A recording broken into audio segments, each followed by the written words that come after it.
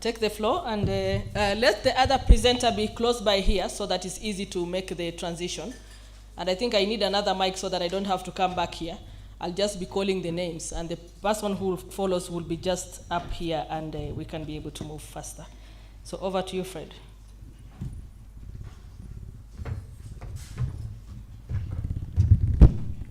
Santa Barini is Sbui. Good morning. Yeah, my name is Fred Laure. I work for Ujamaa Community Resource Team. This is a local NGO operating in the northern part of the country, Tanzania. We help or we work closely with the communities of pastoralists, hunter-gatherers, and agro-pastoralists in the northern part of the country. In the room, I'm with Violet Elias. She's one of a chairperson in a community village called Mswakini. Actually, she managed to be a village chairperson out of the men. You know, sometimes it is not easy to have a woman being a chairperson in a pastoral community. Eh? So she managed to do that, and I thought it should be good to have her in the room for experience and sharing for others also to learn how to go about. For UCRT, we have like a number of themes, but just to summarize a bit, that in the first point, Maanda mentioned that they focus on women, but likewise, at UCRT, we work to focus on natural resources. Maanda was one of the founder of UCRT by then, but she came to realize that you can't go forward without having women on board. And it's when she started to move and have an organization dealing specifically for women. What it drives us to be an organization working on land and natural resources is that pastoralists has been losing land every time and then converted for different uses. We have hunter-gatherers community, the land also being converted, especially this community who are using land communally. The land has been really taken and converted for different uses. Using the ground that these people are nomadic people, they tend to move from one place to another. But also even nowadays, using forces. And when Pingos was explaining here, was giving examples of cases that are actually connected to that. So in all that, actually take UCRT to think ahead and try to come with an approach on how to secure land for these communities. And here we came up with a model in collaboration with a community called the Ujamaa model. It's a collective model that actually much focus on collective use of resources. And we find out that for communities like hunter-gatherers and pastoralists, there's no one called mine, the land called ours. And for them really to use that land, they need to have legal justification of ownership of that land. So we kind of transform that into a paper, into a legal paper that recognized by the government. However, beside all that, there are a lot of things that happen in between, but that's also something to say the way forward for these platforms and discuss more about that, and maybe it's a part for us also to discuss. So far, we have an approach that start with studying a landscape analysis and try to check the livelihood of the community, focus on securing land tenure, followed by management of land and natural resources, and maximize the resources accrued from those natural resources. And that actually taking us, as we speak today, the pastoralists, they have over 1.9 million hectares of land that they have acquired under a customary right of occupancy called the CCROs. We also have over 80 platforms for women to defend their right and speaks for fellow women and participate in decision-making institutions. We also see communities having resources, benefits from these natural resources. For example, in tourism, there's a lot of funds now going to this community. So that is just a brief of all I can say about this. However, beside all those successes, there are challenges, and I think it's time for us also to start thinking about. And one being, the land is secured, the documents are there, but sometimes the cases, the land is still being interrupted or taken. So there is a need to find a strategy to work on that. Second, there is a top-down approach in terms of issues relating to carbon offsetting. It is a global thing that is coming now. Even the African countries are not ready, they are not prepared for that. It is a time for us also to start thinking of how to help our people, indigenous people, not to be affected much on this, or on these external forces coming to our land. So by saying so, thank you very much, and Asholeng. Thank you so much, Fred. Sorry for time is not on our side, but listening to you, this is a presentation that you'd like to listen and even engage further, just that like the other presentations that we've since had. So we appreciate that very much. Thanks to you, CRT, for the great work you are doing. Before we get to Gufu Jatani, I hope you are in the room, and if so, please make your way, yes, to the floor if you want to take the presentation from here. I would like to make a brief announcement. There will be two lists that will help the organizer here, the Christensen Fund, to be able to logistically manage our well-being, but also be accountable. So there are two lists, one that some of you or most of you probably have already signed, but one that needs to be signed afresh for the hotel, and the other one is for the organization. So kindly make sure that you cross-check your name against the two lists to ensure that we can be accountable and they can also be accountable. So if you see the list, don't say just pass it, no. Take your time to complete it. I'll drop it here and the list will just go around as you complete. Over to you. So this is a presentation from Gufu Jatani from ALCHA. He will tell us what that stands for and what they are doing. Your minute starts now. Over to you. Good morning. Assalamu alaikum. Jatani Gufu Ario, my name is. I work for Alliance of Local Communities in Hardship Areas, ALCHA. ALCHA is not just an acronym for us, it has a deep literal meaning. In our local language, ALCHA means pride. Afan kenka boranati ni ALCHA wa ni saaduk abat, wa fedik abat. So literally in English it means pride. And Alliance of Local Communities in Hardship Areas works in Marsabit County of Northern Kenya and Borno zone of southern Ethiopia. It works across the borders, and our thematic focus is democratic governance, peace building and conflict transformation, livelihoods development, and environmental management and conservation. Besides that, what makes ALCHA unique is that ALCHA is a human right-based organization by design, and what we are known for is access to justice and realization of human rights for the poor and the marginalized. That is our value proposition. And in doing human rights issues, we mainly focus on providing legal aid and assistance for the poor and the marginalized, including women and girls, ethnic minorities, and all the indigenous peoples. I don't know whether indigenous, the definition of indigenous peoples is captured in the Constitution of Kenya, but I know there is something about marginalization. And for us to have a common understanding of what indigenous people means, I would have loved if Christensen Fund would have highlighted something about it. That notwithstanding, we also enlighten the pastoralist communities to defend their rights and to demand for what is rightfully theirs. So ALCHA is a pioneer organization that has established paralegalism in Marsabit County.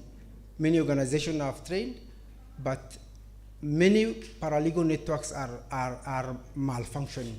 And I confidently say Alcha's paralegal network is functioning and serving the pastoralist communities as it is wanted. And we assist communities to draft basic legal documents. We provide legal aid clinics. We establish juvenile cells for children. And very recently in Ethiopia, we established Community Justice Center. And that is not just a community justice center, it's a modern innovation. It is an institutionalized alternative justice system. The GADA system is cascaded, and local traditional courts are being held in Moyale, Ethiopia. It is an innovation that we can go and learn from. Alcha is relatively a young organization, but with a lot of fame. In 2012, we earned an award for Best Performing CSO. And we bet an organization like Kituo cha Sheria, a big organization run by High Court advocates. Unfortunately, the second year, we were the best performing civil society organization, first runners up. They defeated us the second year. But the first year, we bet them hands down. So yeah, we are continuing nicely. Thank you. Thank you so much. I'm sorry, I didn't introduce my colleague. Yes, please introduce I recognize Hawa Hussein. She's one of the women leaders we are nurturing in Moyale. Thank you very much. Thank you so much. Can we give them a round of applause? And congratulations for representing us. Actually, your win is a win for all of us. So we also want to take credit for what you have also been doing as part of the bigger family, right? Yeah, so let's have a representative from Kivulini, that is Hussein Isaac, followed by Hussein Tadicha from CRDD. So kindly, Bwana Hussein from Kivulini. The floor is yours, and your minutes are starting now.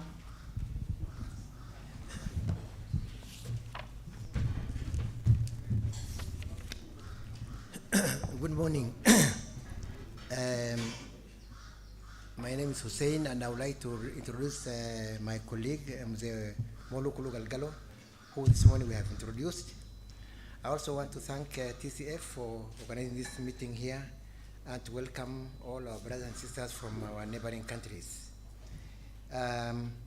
Kini Trust is an organization that works with communities on cultural and natural heritage, and we are known for holding festivals, for getting people together, communities, to promote our food and our music and our culture, and also to get together people together for harmony and for cohesion.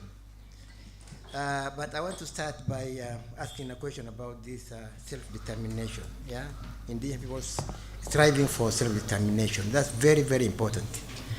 And what is at stake today is the existence of those of IPs. We are under existential threat. Why? Because our cultures, our knowledge, our practices, our languages are going. They are going as a result of internal and external processes. And we are witnessing some kind of fracture, which is manifested by loss of youth and energy. That loss of energy and the presence of our youth has led to threat and breakdown of pastoralism, because we need to be mobile and we don't have energy and young people to do that for elders. So our job, Kivulini, is try to repair and to create a bridge so that that fracture is minimized.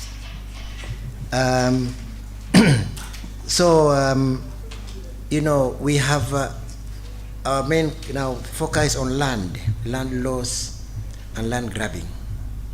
But our land is going at the same time that communities are also dismantling. They are being dissolved. So this is a parallel problem. We are talking of land, but the people who own land are also going, so that eventually The IPs, IPs are defined as people who have origin to their ancestral land, they have knowledge related to that land, and all these things. When that goes, what is the value of that land? And so our main work is to research, to document, and to transmit knowledge so as to promote continuity. Because culture depends on knowledge, on skills, on practices that are alive, and on wisdom. If you don't have people being supported to do that, then culture disappears and people get dissolved. So we have established research centers, we have established culture schools where we train our children and youth to, mainly actually primary school children, to uptake their mother tongue, to learn practically, because schools have taken them from landscape, to take them back so they can bond to their land. If you don't bond to a land, really, you are not a mwananchi. You are not one of that land. You don't value it. You value something that you are bonded to. So we need to bond our children to their land and to their cultures. So that's what we do through creating schools, through creating culture clubs and nature clubs, because culture and nature are completely interconnected. You cannot separate one from one another. And we also bring children from various communities together. They can camp together, they can debate together, so that we get bonding between children of various communities, because grown-ups have already mentally created their own spheres. But when you get children together, you write something on a fresh, clean brain. And finally, the purpose is to create bridges. These fractures, these gorges, these valleys are what disconnects humanity. We have valley between young people and our elders. So where will we get future elders if knowledge and wisdom is not transmitted? We have gorges between indigenous peoples and the rest of what they call the industrialized world. How do we bridge those gaps? But in our case, we are trying to create a two-way bridge where children don't just go away, but they can come back. And our warriors, our youth, we are also warriors. Warriors are leaving home, and we are not going back. We want to have this bridge where we can go back. We don't just go and fight in the field. You need to go back to our homes. That music that was played this morning is about land, and that man is appealing to everybody to go back so that we don't leave our brothers, our parents at home, and we vanish into the atmosphere. Thank you. Thank you so much, Hussein, for that. I see our representative from... another Hussein. Yes, another Hussein from CRDD. Over to you. Kindly keep time. I will. Good morning. It's still morning, I think. My name is Hussein Tadicha from Center for Research and Development in Drylands, CRDD.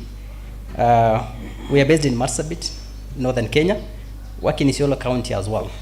I have two colleagues whom I want to introduce. Halkano Bobo is a community representative from Walda. He champions land rights and land registration at the community level. And also have Robert Zilo, who is a PhD student from Boston, associated with us as well. He's from Ethiopia, but with us here in the field, doing his fieldwork on land also, and how policies affect land ownership. Center for Research and Development in Drylands is a young entity, because I think people are bragging about their age, but they have a lot of experience. We registered in 2019, and our work, just like most of you here, is underpinned by the commitment that we recognize pastoralism as the main livelihood system and the most sustainable livelihood system in the drylands.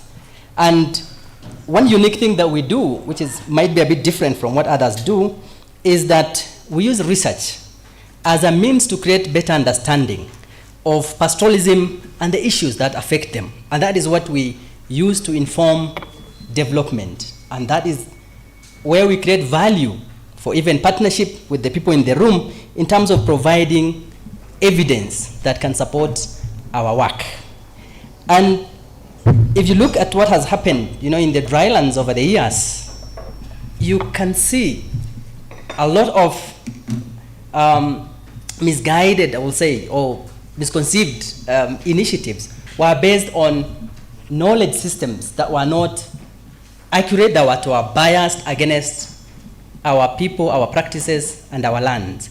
And these are some of the things that we bring in to say, how can we do, policy-oriented research to keep on generating evidence? Our systems also keep on changing. That's why research is important, to keep on highlighting the change that happens in the rangelands. But we also undertake development work as well on the side with research.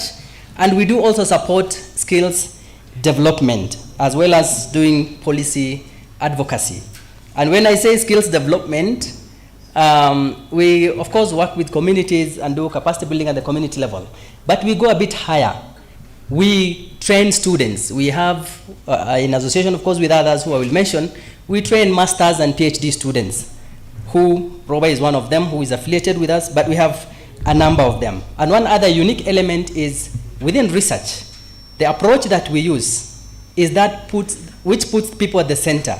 And we use what's referred to as the transdisciplinary approach that in itself appreciates the knowledge and the practices that our people have and place this central in what we do. And I will say we are proud as a young entity. Already we have a couple of research and a bit of development work going on. We have a number of students. I can say about 7 master's students, around 6 or 7 PhD students also associated with us who work on matters, pastoralism and drylands.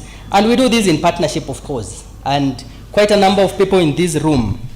The Christensen Fund, which has been supporting us also for the last 2 years. Paran members, we are a member of Paran as well. So and I can recognize quite a number of faces here. Impact, ECID, SND, DLCI, Reconcile, all these are people we work with. And we have broad-based partnership also across the globe. So we are so happy to be part of this and look forward to a great interaction. Thank you so much. Thank you, Hussein. And the CRDD, a young kid, but doing very well than the parents, eh?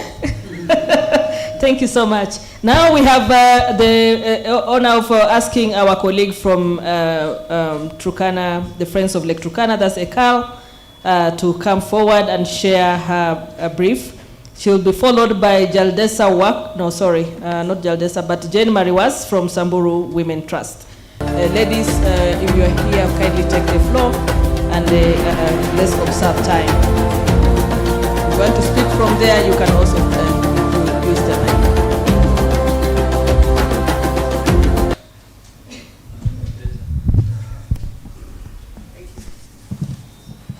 Thank you.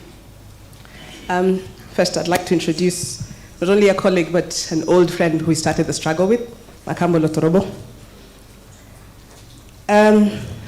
I'll pick up from one Dr. Hussein, elder, not young one, the elder, said. And more so because for us, TCF is a long story. I think we met TCF when still Roba wasn't Hassan. Dr. Hassan Roba was with Kivulini, and Dr. Hussein was the one who introduced us to them many years ago. Friends of Lake Turkana is an indigenous organization, women-led, that works to demand collective economic, social, cultural, and territorial rights within the region. We got into this. Our uniqueness is an oops. We didn't plan to be a registered organization. We operated as a collective fighting against a dam in Ethiopia. And from there, everything else has been a snowball. So we did not plan to register until we had to go to court against the Kenyan government. That's when we registered. We started with a fight against the dam, and then from there, because that was a dam to generate electricity, so we started work on energy justice. Our interest was territorial rights, and because as a woman, I'm fighting for myself, we started women and girls' rights work. And so as everyone now is talking about energy and energy transition, we started that fight a decade ago. And because money is coming to our county, we were the second largest county, but also the second largest county, but also with Upper Marsabit being the largest county where resources were flowing and the people, especially in Upper Marsabit. So if you look at where we work in Marsabit, it's along the lake. So Loyangalani and Ileret areas. But because we are Ateker people, I personally have my roots in Karamoja. We work cross-border, so we find ourselves constantly thinking around how do we work as the Ateker people, and my colleague here, Simon, will speak from the Herders of the Horn. So in a nutshell, we look at everything from a territorial lens. We perhaps may not program it, but we find our ways to collaborate and build work around the Ateker territory. Thank you. Thank you so much, Ekal, for that brief and for precisely keeping time. We appreciate that, but importantly for the effort of the organization in actually positioning the struggle for indigenous people to really preserve and conserve their natural resources. Jenny Mariwas, if you could take the floor. This is from Samburu Women Trust. Over to you.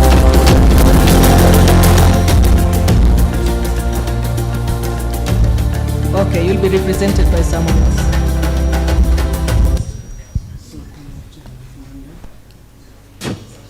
Morning, everyone. I'm Jambo. My name is John Deparsanti. I work with Samburu Women Trust. I would wish to introduce my colleagues present. Our director, Jane, will recognize you by the show of hand. My colleague, Esther. Yeah, thank you. Samburu Women Trust is an indigenous women-led organization that works in northern Kenya, particularly Samburu, Isiolo, Laikipia, and Marsabit landscapes. We have diverse approaches that we deploy. First, we work on issues on human rights and advocacy and research. A lot of work that informs the progress of Samburu Women Trust is on research and advocacy. We do documentation. Besides that, one of our key strategies is more on monitoring, documentation, and reporting on human rights violations. A lot is happening. I wish also to mention that one unique thing about Samburu Women Trust, besides we being a women-led institution in northern Kenya, we invest in indigenous women and girls. That is what's unique about us. All our programs, all our efforts are geared towards supporting indigenous women and girls. And that informs the core work of the organization that we run. We also have programs on climate justice, land and natural resource governance. A lot of work is done around supporting communities to register their community lands, more on climate change mitigation. And one key milestone that we are making now, we are seeing a lot of impacts on climate change affecting indigenous communities. Women and girls are triply affected by these impacts. Through the support of local communities that work with, Samburu Women Trust has gotten the opportunity to have an indigenous women arboretum that tries to bring back the local coexistence mechanisms, matters mitigation of climate change. That's where we regenerate, we do reseeding. We also protect plants of medicinal value through investments in the arboretum. I would also wish to mention that we are the convener of an indigenous women-led movement known as Indigenous Women Council. That is a membership of 84 indigenous-led organizations in ASAL counties. ASAL, for those who might not be aware, is the arid and semi-arid regions in Kenya. So we are the convener of an Indigenous Women Council in northern Kenya. And I would also wish to say that we are also having programs on grant making and also supporting upcoming local community-based organizations. I wish to report that we are also the host, and we have the opportunity to run the IPAF grant in Africa. We are supporting 18 indigenous organizations across Africa through the grant from IPAF. That's also something that we just wish to say for purpose of sharing information. And we also have programs on economic empowerment, focusing on indigenous women. So more is about supporting local indigenous women through investments, small and medium enterprises, beekeeping, small businesses.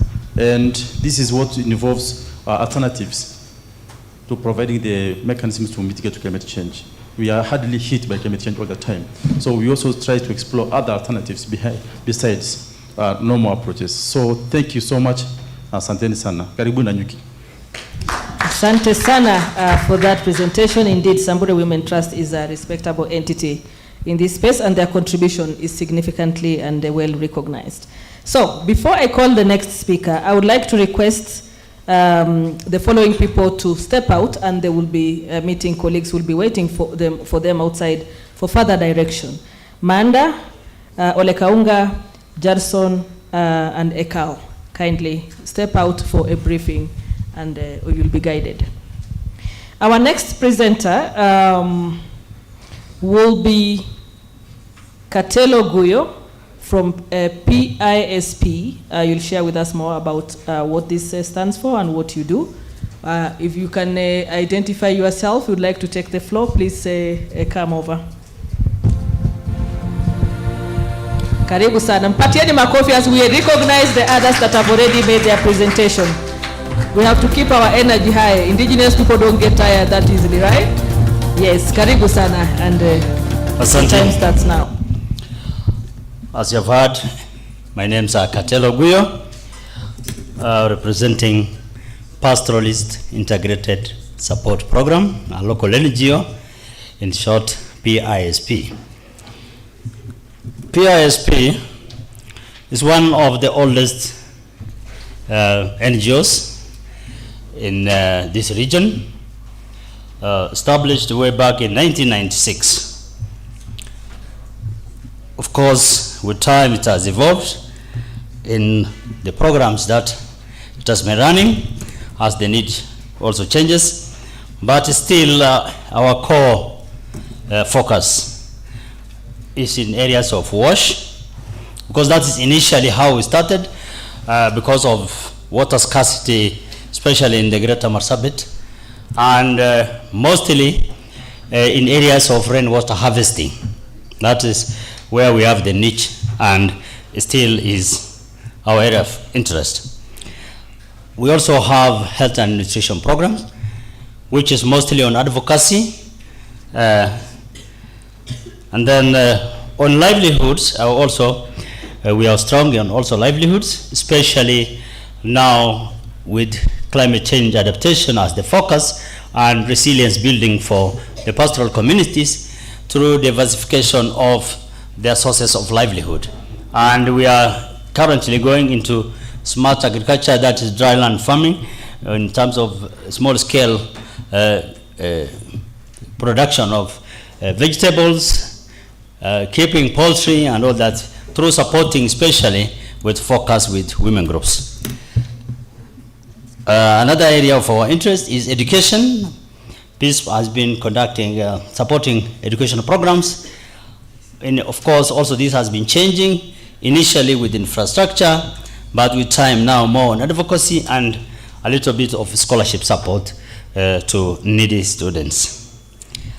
Another area of our concern is leadership and governance, and this is where our issues of human rights are, is anchored, and with special focus on women and girls, and especially on areas of negative cultural practices like FGM, early marriage, and this is mostly in advocacy work, and through partners we have been engaged in this.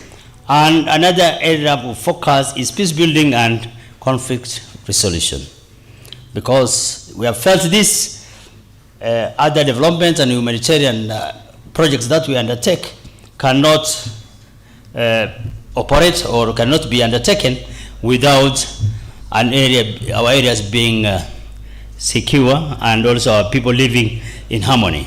And this we not only do carry out within the county, but we had also opportunities of doing it cross-border, especially along the Lake Basin and also areas adjacent like the Borana zone, especially Dillo and Tatali areas, and Hamar Oreda. We have been able to do this, especially along the old Lake Stephanie, which is Chalbi Tapara area, because this is one of the areas of convergence between people from our county, especially Turkana and northern wards and those communities. So this has been an area we have been dealing with. And with this, what is our uniqueness? One of our uniqueness is inclusivity with the special focus with older persons. Why are we doing this? In all activities that we undertake in our indigenous communities, we value the knowledge of our older persons, and we want to take down that knowledge to the next generations, and most of our activities are intergenerational projects. So that's our uniqueness. With me, I have Intanyamal Galmagar, who is with me here. So thank you very much. Thank you so much, Katelo, for the presentation. Let's give him a round of applause, guys. Yes, I said indigenous people don't get tired. If we get tired, then we are done, and our agenda will not move forward. Can we, maybe for our colleagues at the back, give us just a small song, and I'd like to ask everyone to stand up. Give us a traditional song, and everybody should stand up. And as we stand up, I would like to call our colleagues from Reconcile. This will be Ken Otieno, followed by Liban Golicha, who will represent Paran, and Paran, and then Reconcile. So can we have a song, our colleagues there? Can you stand to your colleague or your neighbor, tell them we are doing very well, we cannot afford to be tired? Say, how are you doing? How are you doing? How are you doing? Yeah? Make some little movement, the best you can. This is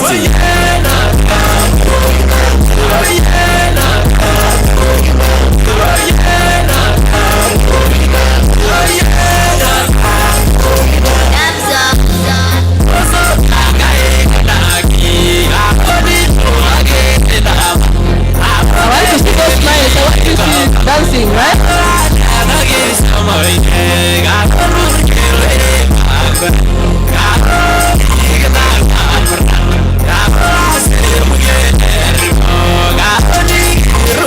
You are glued to the cameras are also watching you, so it's up to you. You decide how you want to appear there, right?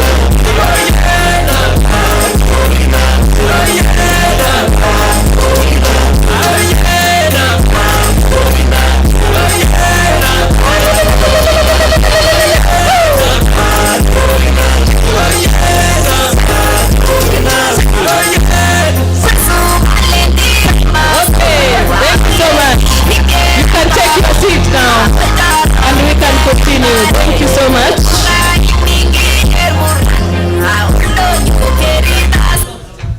Thank you so much.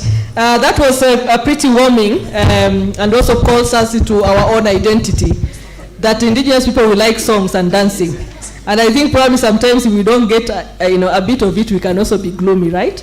So this was quite a good energizer. So let's have our representative from Reconcile, and we'll be followed by Golicha from Paran. Over to you. Thank you. Good afternoon, everybody. My name is Ken Otieno. I'm the Executive Director of Resource Conflict Institute. We have two names. Resource Conflict Institute is the long name. Reconcile is the short name. It's not an acronym. I'm with my colleague, one of my program officers, Lorraine, who is also leading on this program. Now, the question of this introduction is what makes you unique? And I would say Reconcile is 2.5 decades old. And what makes us unique is we have 4 thematic areas that we call our areas of intervention. That is pastoralism, agriculture, fisheries, and forestry. We look at them as livelihoods, but on the context that they are all issues that revolve around land and natural resources. But then further we look at it not because we want to see, some substantive and, change, effective change in terms of actual things that are happening, but we are looking at this that we know policies, laws, and institutions undermine the functionality of this livelihood system. So Reconcile is unique in the sense that we see ourselves as sitting between, these resources and policies. Therefore, there are three things that define us. That is people, policy, and resources. And we have framed our work in three thematic areas: land, governance, and investment, climate change, livelihoods, and food security, and rangelands management. And our work, again, is that we are unique in the sense that we are one of the organizations who have cut their niche in the region and working for and working with pastoralists and pastoralist institutions for the longest time possible, those 25 years plus. And some of the things that we pride ourselves in is that even within this room, I don't think there is any organization or network that might not claim to have benefited from capacity, engagement, learning from Reconcile. So that is what we pride ourselves in Kenya, Tanzania, Uganda, Ethiopia, South Sudan, Sudan. And we are looking at different frameworks that pastoralists and other indigenous communities have a challenge within, the tenure security. And therefore, Reconcile is one of the organizations that conceptualized what community or customary tenure law should look like. And I was glad to have met Hussein from CRDD, not Hussein, Dr. Hussein, but the other Hussein from CRDD, who reminded me that, the last time we met was in 2012 when we were discussing the first big workshop for civil society discussing Community Land Act. So those are the things that we do. The second thing that also we feel we are progressively becoming identified with is that we are looking at innovation as the answer to different problems. And one of the things that we have done in our partnership with the TCF is to look at advocacy, facilitate advocacy in the unusual way. So we are using a community of practice that is highly technical, but is practically on the ground, that enables, thinking about advocacy differently. And therefore, we look at research, we look at institutional capacity development, we look at policy analysis and synthesis as some of the things. And lastly, we also explore piloting of ideas. We are one of the organizations that have piloted successfully the participatory rangelands management in Kenya and Tanzania, from having done it in Ethiopia. And the other thing that we have also done, which was also very unique, is what we call the IGLG, the Institutional Governance Learning Group, which was again piloted in the Eastern African region. And lastly is also the aspect of the social tenure domain model, which we have realized that addresses the bundle of rights which the indigenous people and pastoralists rely on. So these are some of the things, and we'll be discussing this more. Thank you very much. Don't be mean with the applause. Thanks, Ken, for the presentation. As we also welcome Liban to tell us more about Paran. Your 5 minutes are starting now, and kindly observe time. Good afternoon. My name is Liban Golicha, representing Paran.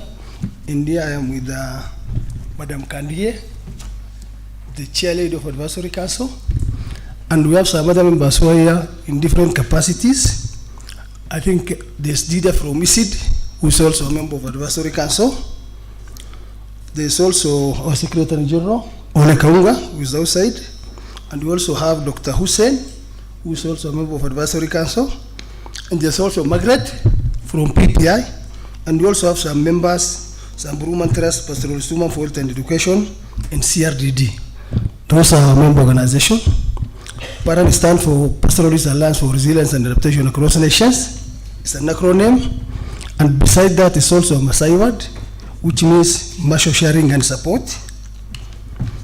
And what makes you unique is that Paran is, I think, is the currently only registered indigenous peoples network that brings together indigenous peoples from various diverse, that is pastoralists, agro-pastoralists, fisher folk, hunter-gatherers. And that's what makes us unique. And it was founded and registered as a social justice movement in 2018 by 5 founding organizations, and currently it has 34 member organizations from across 9 counties, starting from Garissa, Kajiado, Turkana, Baringo, Samburu, Isiolo, Marsabit, and that is, and Laikipia. And purposely it was formed to amplify indigenous people's voice for inclusion and rights. And then it's also about promoting self-action and well-being of the indigenous peoples. And how we work, for us, we usually implement our activities through our partner organizations, which are being categorized into 6 thematic pillars. Thematic pillar number 1 is what we call land and natural resources. Thematic pillar number 2 is what we call, thematic pillar number 1 is right and inclusion. Thematic pillar number 2 is land and natural resource. Social movement building, resource mobilization, capacity building, and research and knowledge. Those are 6 thematic pillars that our members are categorized to, and they implement the activities. And how we work, basically for us at Secretariat, we do social movement building, where we bring the member organization together to amplify their voices for them to advocate on the issues. And then we also do the capacity building. Actually, recently we done a capacity assessment of the 34 organizations, and now based on that finding, we're intending to embark on building their capacities. And then the other thing is, as I mentioned, the activities are being implemented through our thematic pillar organizations. And I want to mention about the opportunities which is there for us as an alliance. It is a strength in connecting collective voices. That's the opportunities and the strength we have as an alliance. There's also big pool of expertise in a membership. The 34 organization has got their own areas of expertise, and so we are proud of that. There's also an issue of focuses of donors, where they're focusing on network and the alliances. And finally, there's an issue of existing legislative or framework that focuses addressing on the issues of indigenous people. And forward focuses, we are intending to embark on building the capacity of our member organization based on the finding of that report. And also, we're actively, there's a plan of engaging member organization actively in thematic working groups, and also strengthening the network across East African country and beyond. Thank you. Thank you so much, Liban. We appreciate your input. Indeed, Paran is a great formation that anchors itself well on the power of partnership and collaboration. Let's go to the next presenter. This would be Loko Abduba from Iremo. Kindly take the floor. You will be followed by Manki Twala from ILEPA. If you are in the room, kindly prepare yourself. Let's give her a clap as she comes.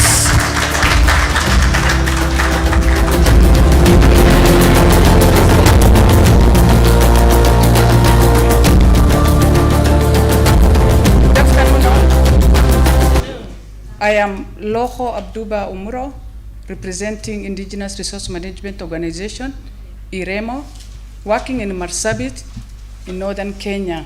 As you all well know, Marsabit, like northern Kenya, is majorly affected by hazards like drought, floods, desert locust, and also violent conflicts. With me here is a lady having several hats, my predecessor, the founder of Indigenous Resource Management Organization, specially elect member of Marsabit County Assembly. With me here now, she's not only representing IREMO, but representing the community of Marsabit. She is the partnership and technical advisor for IREMO. Please stand up. There she is. She's Darare Goncha Salesa. Yes. IREMO is women-led and women-focused organization founded in the year 2013. IREMO has several thematic areas, about 7. Number 1 is gender protection and inclusion, livelihoods and food security, natural resource management and climate change, capacity strengthening, WASH and emergency response, and it has 2 main approaches, or 3.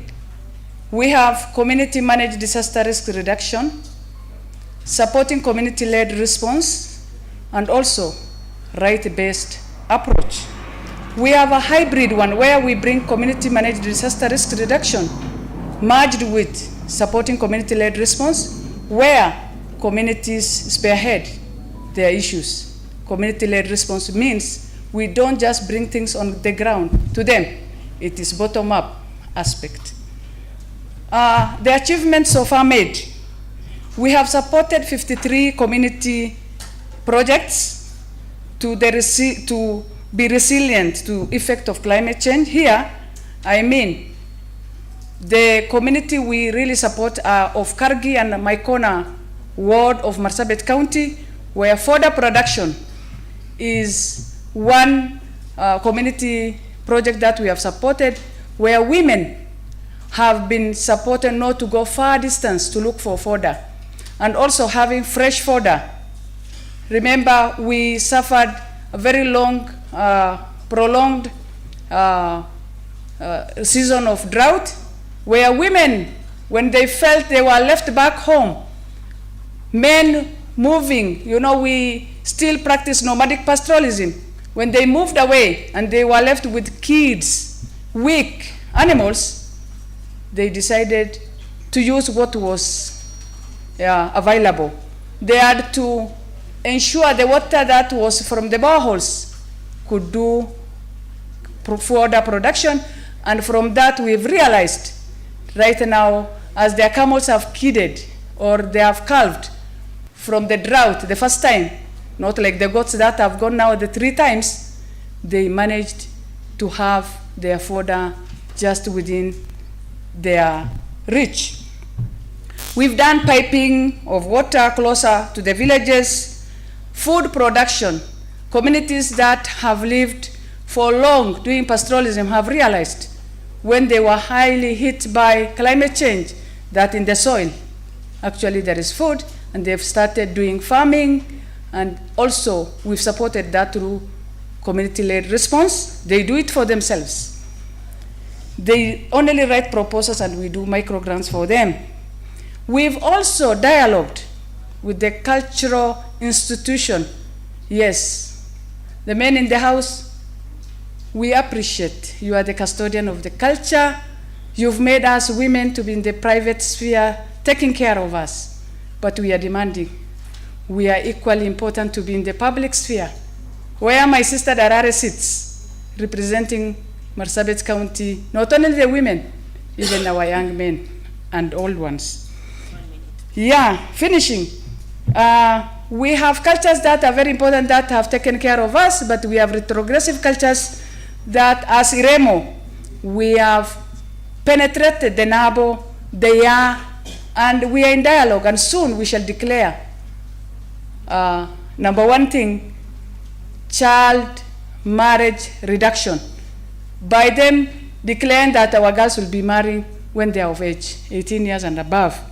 We've also supported in policies like Climate Change Action Plan of Marsabit County 2023 to 2027, and we are in close network with Kivulini, DCLI, ISID, and we thank so much the Christensen Fund for supporting us to register community land in Maikona and giving awareness to Turkana. Our very unique thing is that we support women. Not all women are suffering. Women at risk and those who are GBV survivors and we are working with them hand in hand. Thank you so much. Thank you so much, Madam Loco. You have reminded us how important and how climate change affects women and men differently, our boys and girls differently. We are reminded that this is a critical, important issue that we must be able to pay attention to, in addition to the other work that you are doing. So let's give it now to Maki Twala from ILEPA. Over to you. Yeah, thank you so much. My name is Ole Twala from ILEPA, and just like the rest have done, I will also try to take very minimal time. And I will start with the uniqueness that we think is our uniqueness. So ILEPA is an acronym from a very long word that says Indigenous Livelihood Enhancement Partners. And the acronym turned out to be a Maasai word that means rice. And actually our uniqueness is in the name, in that name. Because as I said, the long name is an English name, but the acronym turned to bring out the word Maasai, that means arise. And that's actually what we do. When I say the word means arise, is our motivation is to tell people to arise from where they are, to take action, to lead, to self-determination. And that's where actually our uniqueness, and we pride a lot on the name. And slowly by slowly, the longer name is slowly diminishing, and the shorter name that has a Maasai meaning is gradually taking center stage. And the word also means continuous progress. You know, when you use the word ILEPA in Maa, it means like telling someone to take action, to lead. And ILEPA also, some of the programs that we are currently doing, we have 4 projects or 4 programs, and they actually emanate from the word Indigenous Livelihood Enhancement Partners. So one is our focus is indigenous people, and we are based in Narok, and the other thing is enhancement. So our work is to enhance, to try to help communities to build their capacity to be able to approach and deal with livelihoods projects. And in that, we have 4 programs. We have a program on human rights, and basically focusing so much on land rights. We actually founded like 25 years ago, basically on land rights. And for 25 years, we have actually supported community to build their capacity on issues around land grabs.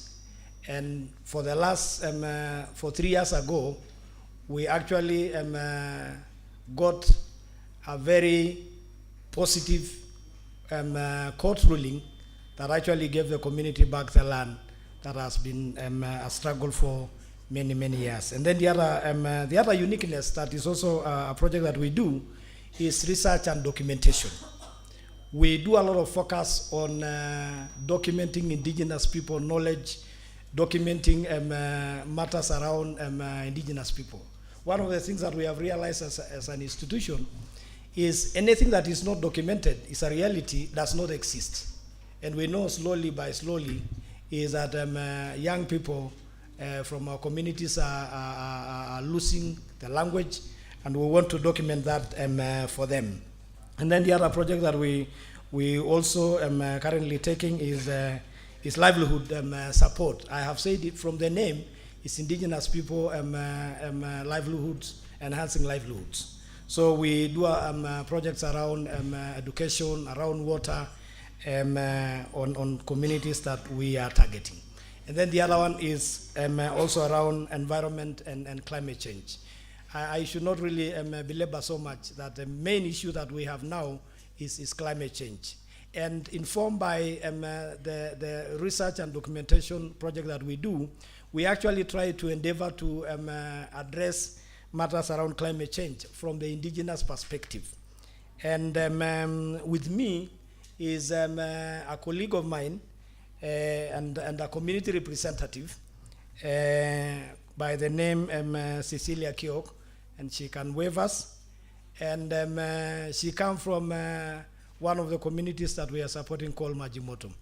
And the other uniqueness that we have is we have initiated a community resource center that is getting a lot of popularity, providing communities with an opportunity to have a place and also students a place to read their culture, and all the research and documentation that we are doing is we are trying to make that a very active library. And actually it has a Maasai word that means mutaitin, meaning for future generation.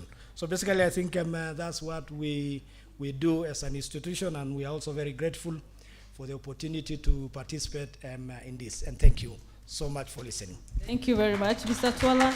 We appreciate the work of ILEPA. Indeed, you have affirmed a number of also points and the uniqueness, but also similarities of issues that you are dealing with in the community, against what other colleagues have also mentioned. We'll go straight to the next presenters. I'm going to ask Mesele Seum from Gayo Pastoralist Development Initiative to take the floor if you're here. And then you'll be followed by Muhammad Khan Maalim from NEPAID. Over to you. Your time starts now.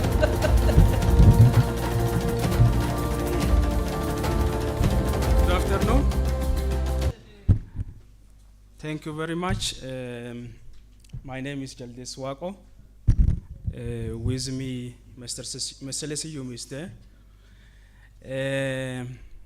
I'm from Ethiopia. I'm working for a Gayo Pastoral Development Initiative, a non-government organization working in Ethiopia. I'm based in Borana, the southern part of Ethiopia. Mr. Mesele Seum is from Addis Ababa. He's working as a GPDI Executive Director.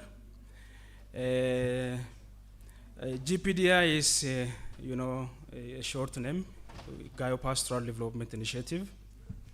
It's a non-government organization, not for profit. It's also an indigenous NGO working in Ethiopia. As an organization, we are working in Ethiopia, in the southern part of Ethiopia, Borana zone. We are supporting the pastoralist communities, the indigenous pastoralist communities in southern Ethiopia. So we are working for indigenous people. Specifically now we are in Borana, the cross-border community. Borana is in southern part of Ethiopia and northern part of Kenya.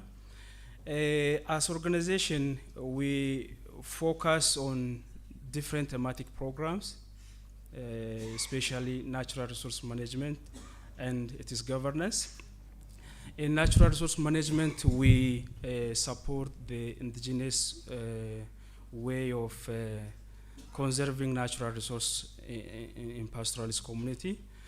Especially, we focus on natural resource management through watershed management, focusing on soil and water conservation, natural resource area closure, and also this governance is a part of natural resource management that we are working on. Education is also our thematic program. We are supporting different basic education, mostly focusing on access to basic education. It's mostly depend on alternative basic education and adult literacy. This is the thematic program of education that we are working on. DRR is also our thematic focus, disaster risk reduction. There are many natural disasters like drought, especially which always happening in pastoralist community in lowland. So during this natural disaster, we always focus on humanitarian assistance through provision of different food, even livestock feed is also a part of drought risk reduction. It's not only this, we focus on the recovery time after drought incidents, like focusing on livestock restocking. The other thematic focus that we are working is health and nutrition. We are also touching this component of health and nutrition. WASH is also our thematic program. We construct and rehabilitate a community pond for livestock, and also extension of different pipelines for a community through like construction of different water reservoir, cattle trough, and harvesting roof water is also a part of a WASH activity that we are engaging in. Pastoralist livelihood diversification is also our thematic program that we are working on. Inclusively, when we work on this thematic focus, we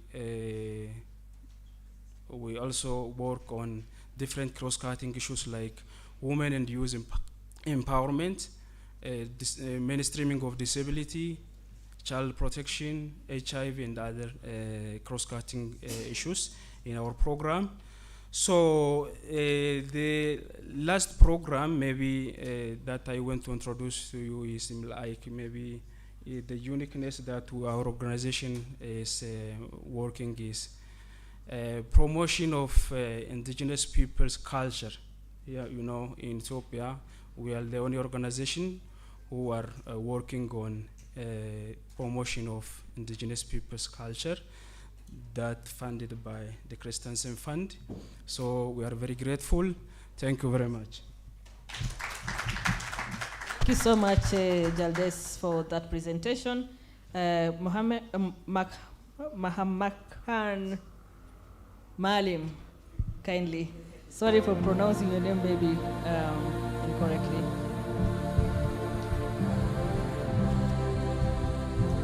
Good afternoon, or still this morning. Thank you.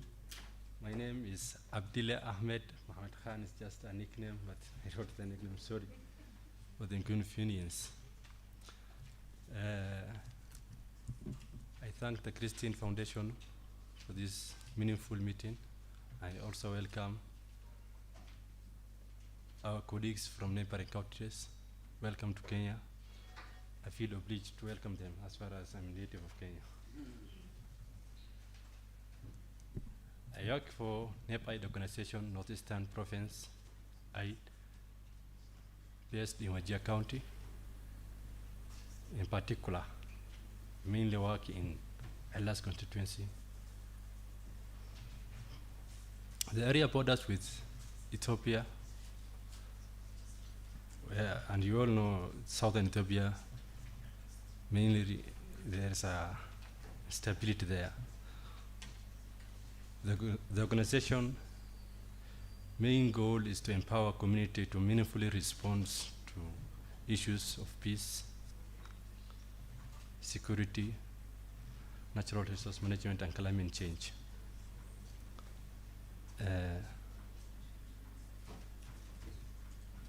To add on, we also prevent radicalization in the area. We are closer to the terror group borders. So we always ensure that the youth don't endanger with themselves with those groups.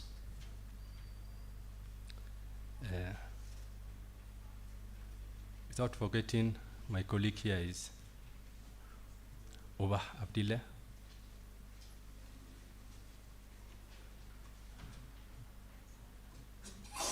Could you show up, please?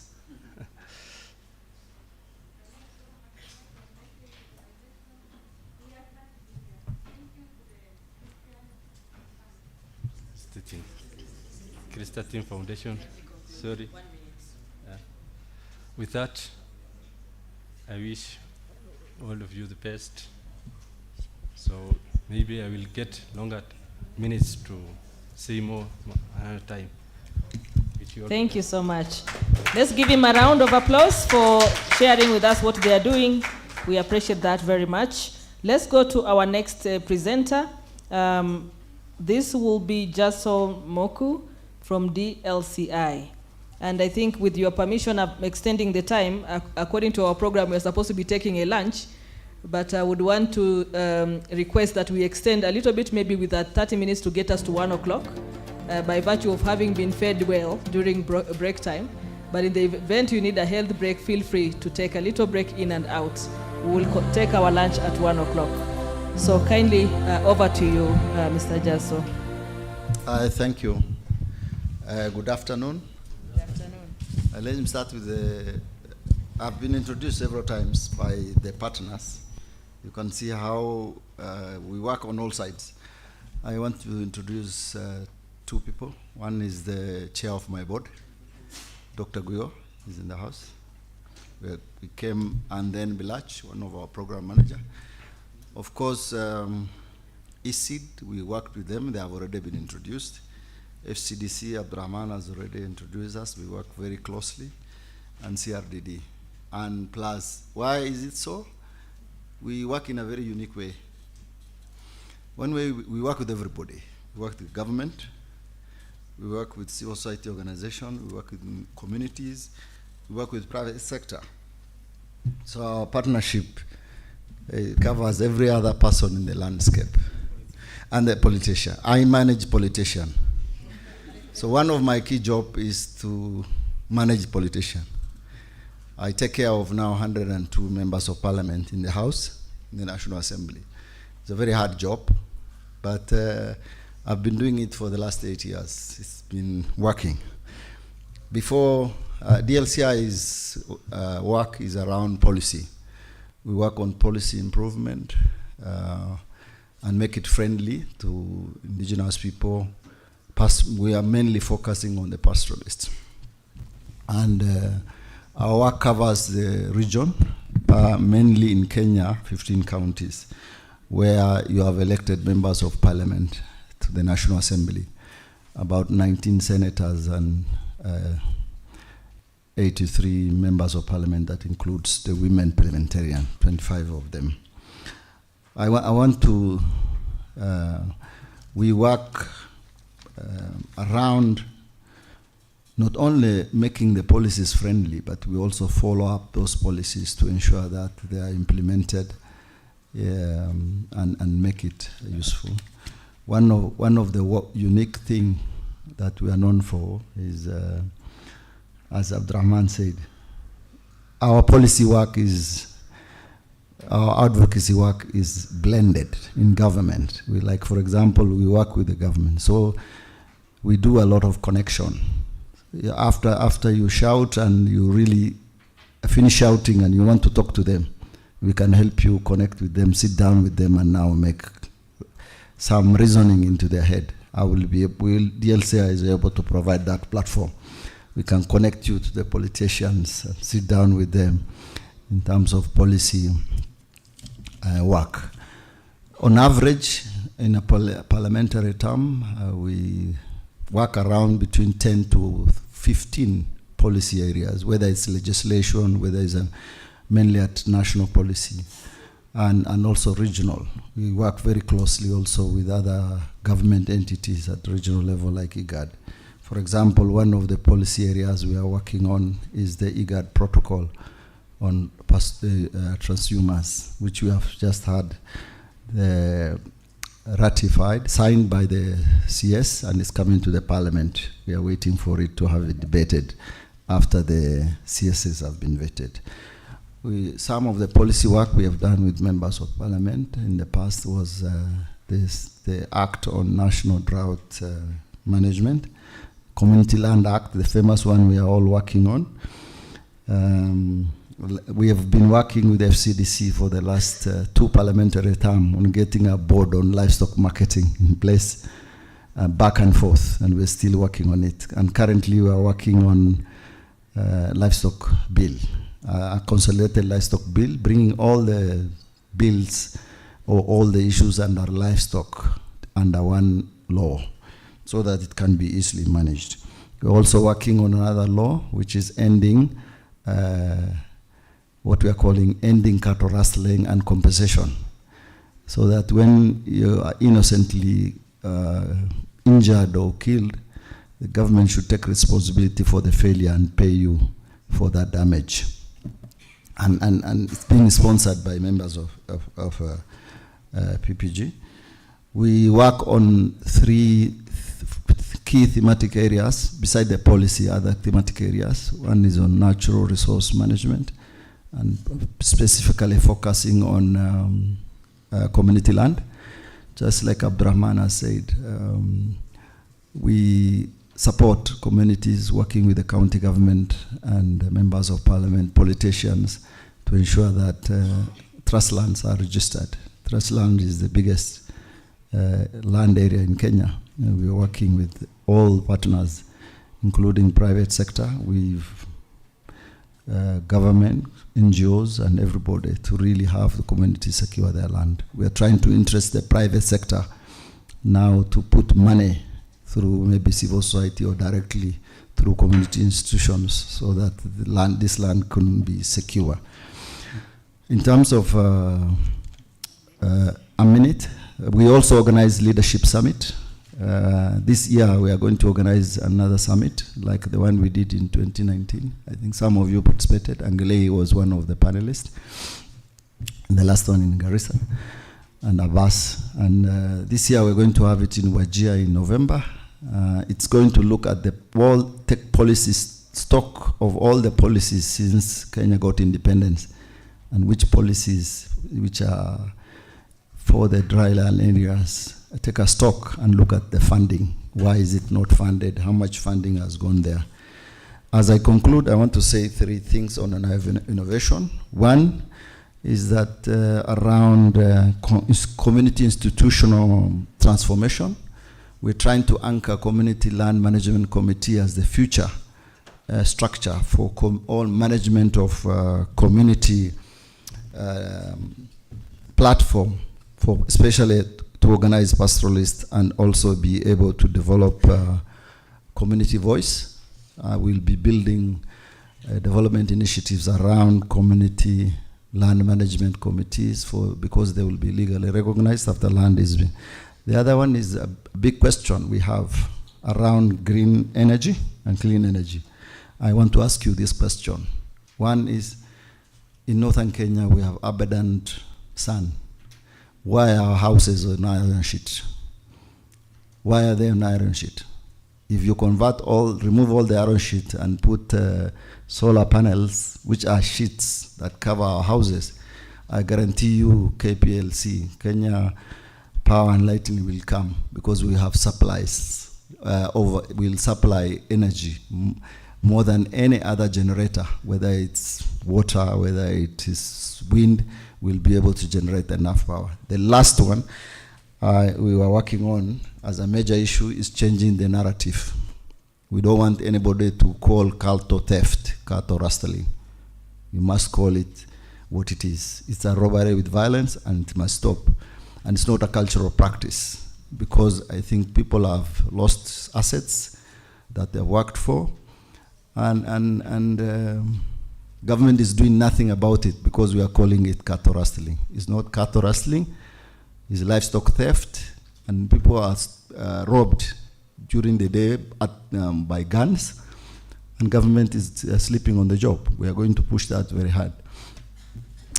We work with all actors. We are identifying our members that we can work with at counties level, so that we don't want to work at the community and county levels. We want to work at the national and regional and global to push the policy space. So we are looking at many of you as our partners that we work with, so that we collaborate with you in the areas that you work. We'll as much as possible focus on bigger issues. Thank you very much. Thank you very much. We appreciate that you have the privilege of sitting with the politicians.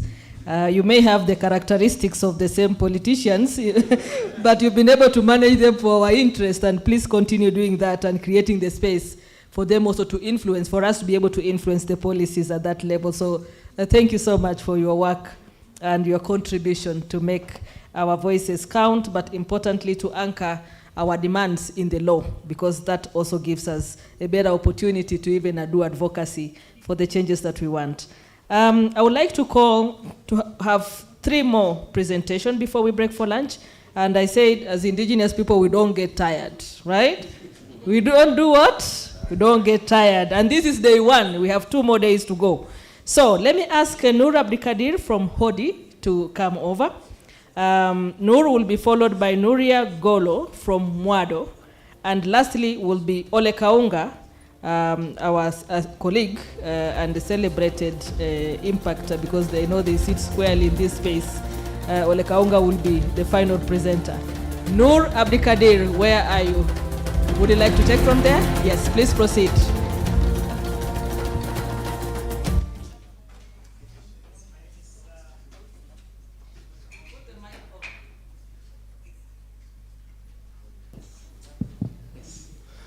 My name is Noor Abdul Qadir. I'm the Executive Director of HODI. With me here is my colleague, Rahma. Would you like to introduce yourself? Good afternoon. I'm Rahma Wako, Community Volunteer working with HODI. Thank you. Thank you. So I'm really happy to be here, to have joined the Christensen Fund family. I think we are probably one of the newest grantees of the fund, and I'm really happy to have met old and new friends. I've met someone whom we went to nursery school together many years ago, Yusuf Ibrahim here, working as a consultant. HODI works in different thematic areas. I'll just be very brief for the purpose of time. We are in education. We are working on peace building, environmental conservation, advocacy, and women and girls' rights, and of course livelihood support to different programs and different communities. This year, one of the key things that we've been really happy about and consider it a unique thing that we have achieved this year is our work with policymakers, bringing policymakers from across southern Ethiopia and northern Kenya together to meet with communities and to listen to the concerns of the communities and to take up those community priority areas and fashion them into policies and policies that respond and speak to the needs of the people of northern Kenya and southern Ethiopia. So thank you very much. Pleasure to be here, and I hope to network with all of you. Thank you. Thank you so much for that, Noor Abdikadir. We appreciate that, and keep doing the good work. Nuria Golo. Exactly. Can you give her a clap as she takes the floor? Welcome, Madam, and looking forward to your presentation. Yeah, that was on a light note. My name is Nuria Golo. I'm the CEO of Muwadu. Muwadu stands for Marsabit Women Advocacy and Development Organization. With me here is my program officer, Abraham Dale. Yeah. I've been accompanied by a youth, and we must give them opportunity. Marsabit Women Advocacy and Development Organization champions for the place of pastoralist women in the pastoral communities. I'm glad I'm talking to the pastoralists themselves, and they very well understand where we come from in our setups as women. Muwadu's dream is to amplify women voices by recognizing their efforts and building their capacity on matters rights through lobby and advocacy, partnership building, and capacity development. As we all know, so much has been happening in pastoralist areas, affecting women disproportionately, from climate change, massive infrastructural projects, the changing livelihoods, and the raised dashed expectation, which place the significance at household levels. All those facts affect us at household levels, where masculinity plays a big role and women have suffered the brunt. We believe in bridging the gap between traditional institutions and formal legal channels, that is through the elders and the government. Muwadu's core business is human rights, which on matters affecting women through lobby and advocacy. We do governance issues. We have participated in several policies at county level, developing several policies at county level. And we would also do peace building and conflict transformation through dialogue, mediation, and arbitration, which can be attested to by the formation of Marsabit Women Mediation Network. Just an example. And then we also do child protection. For child protection, of course, we are gearing towards negative cultural practices. We know our cultures are good, but there are some aspects of negative cultural practices which we need to tackle. That includes child marriage, FGM, and teenage pregnancies, of course, with the elders. Then we also work on humanitarian, on the aspect of gender protection and inclusion, where we have done cash transfers, non-food item supplies, and giving startup capitals for income generating activities for over 2,000 households. At national level, national level, we are partnering with Paran. We are a member of Paran. We are members of Indigenous Women Council, and we are members of ASAL Humanitarian Network. International level, we are members of GNB, Girls Not Brides, and then Women Deliver. For this project of the support we are getting from TCF, we are looking forward to addressing issues on diminished culture overtaken by modernization. As we all know, our youths are not learning about our cultures. They cannot even comprehend, and we are looking how we can positively engage the youths in learning about the culture and the restoration of this culture. If you look at only TikTok, for example, supposing it's done culturally, how much audience will we get? So we are looking forward to that. As Muwadu, we have gotten several awards. Just to mention one, presidential award, HSC, more than 2 times, the 3rd time in 2022.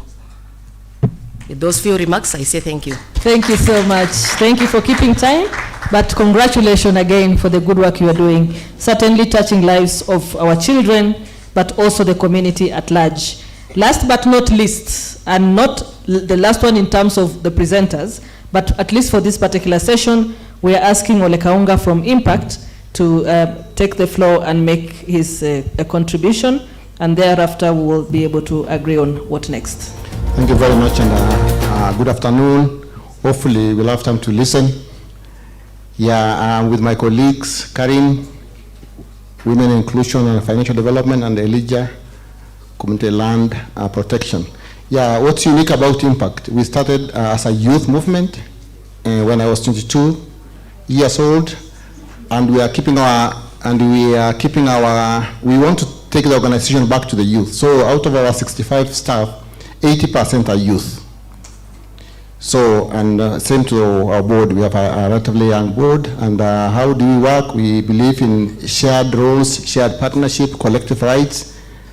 And I think we are pioneering in terms of strategic litigation around 1998, bringing the British government to court. And I think that has been we've been also linked and played a role in Turkana litigation. The currently load also, I think, in Marsabit, case against KDF recently in Karare. So how do we work? We work, we believe so much in women, collective-led initiatives, and we see ourselves, we want to see less of ourselves in communities. We want to see communities taking their own lead, and we do this by ensuring we strengthen them by having community resource persons. And we believe so much in social movement. We have played a role in Paran, Pan-African Indigenous Peoples Alliance. We have a family organization. We have Rasilimali Sacco. We have a Maasai Cultural Heritage. We believe we work how the rocket works. You shed part of yourself so you become light. So every program that becomes strong, we separate it so it can specialize in that region. So we see impact becoming a technical support to organizations in the years to come. We want to see less of NGOs in communities. If at all we are doing capacity enhancement, if at all we are doing capacity building, we want to see less of ourselves, including impact, less so that communities can take their role because we have enabled them. So, in brief, we catalyze, cultivate, and promote movement building. Mimi ni mwanaharakati, napenda sana community organizing, community land summit, the Camel Caravan, bringing people together so that they can organize, they can discuss, they can disagree. I believe disagreeing is a way to solution. But if you have to differ, let's differ genuinely. Let's differ genuinely. Let's work on two things we agree. Let's leave the 10 that we don't agree as we gain knowledge about this. So that's it. And we like saying we are non-political, but in impact we say we are non-political, but we use political technologies or approaches to organize, because at the end of the day, it's about politics. If you're talking about power, mobilizing, organize, it's about power. Who knows what power means? We want to see that power in people's hands. Thank you so much. Thank you so much, Ole Kaunga. We appreciate very much the role of impact. And I think most of us probably in the room are very familiar with what you do, and do appreciate and recognize how important that work is in the support of the indigenous people and to advance the self-determination effort. So, can we give a round of applause to all the presenters that have since presented? Yes, I see some are not very generous with the claps, but it's okay. Yes, so colleagues, we've come to the end of our morning session, and we have to take a lunch break. But I would like to highlight a few points. I think one is how important these sessions are to get to understand and appreciate that we are actually one. And some of the challenges that have been mentioned, but also the opportunities and the successes that have been shared here really underscore our oneness as indigenous people, or in organizations that are supporting and working or facilitating the efforts of indigenous people. I cannot belabor that point, and thank you so much for all the presenters that have shared with us and brought us very close to their communities, and the communities that have also shared about their journey so far. In the afternoon, we're going to have a very, very interesting session. A session that will have our expert who had a moment to interact with most, if not some of you, to be able to do a study. And this study highlights a number of issues in terms of what the partnership of the Christensen Fund are interacting with on the ground, what you've been working on, what are the new emerging issues, and also to be able to help us get into a conversation where we will have a panel discussion to be able to get deeper discussion into some of those thematic aspects. So it means in the afternoon, we're gonna immerse ourselves in that subject. However, I must note that there are a few presentations that we still are supposed to do, just to ensure that every one of us had a moment to share and to bring each one to a level of understanding and appreciating the work that they do. So a few more presentations will go before that session kicks off, and that will be led by our Dr. Guyo, who is also in the room. So for now, I would want us to request that we take a lunch break, This will be a 1 hour lunch break. Lunch is served downstairs at the restaurant, and we can be able to be back here at exactly what time? At 2 o'clock. So let's aim at 2 o'clock so that we can be able to cover the remaining part of the day without a challenge. Thank you very much, and see you after lunch.